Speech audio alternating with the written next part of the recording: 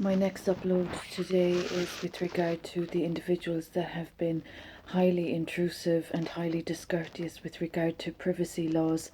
The issue of individuals discussing personal matters of any nature with regard to a qualified adult, a qualified educator, a qualified law abiding citizen, any individuals thinking they're going to discuss another person without so much as any right to do so is a very dangerous offence.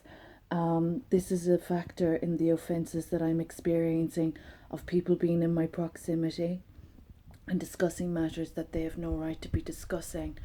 There has been no consent to any practitioners, professionals, or any persons in any personal capacity ever given any consent to discuss any personal matters of this person, Mrs. Maria McElligott, nearly 40 years of age, experiencing human rights abuses. So the issues of practitioners in this community that have caused the most outrageously nonsensical furore, they have been so incompetent, they have been embarrassing and disgraceful to the professions they represent.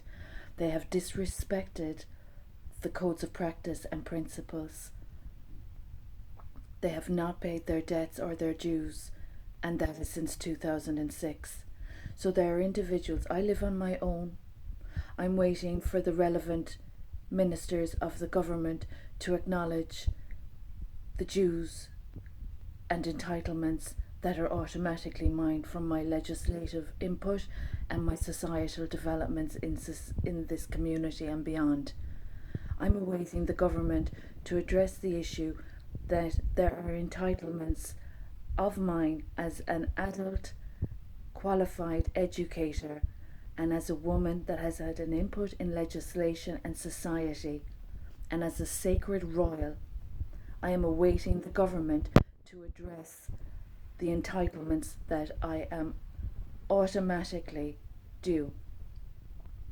And the individuals in my proximity assisting culprits with further offences while stealing my wealth and property and my child and my profession.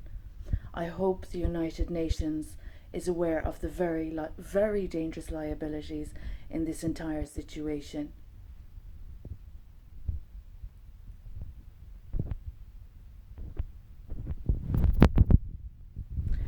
And as regards the individuals of repeat offences, obstructing my child from my care, while my child has been harmed out of my care, I hope the United Nations is aware of how dangerous any harms to my child and my royal bloodline actually is.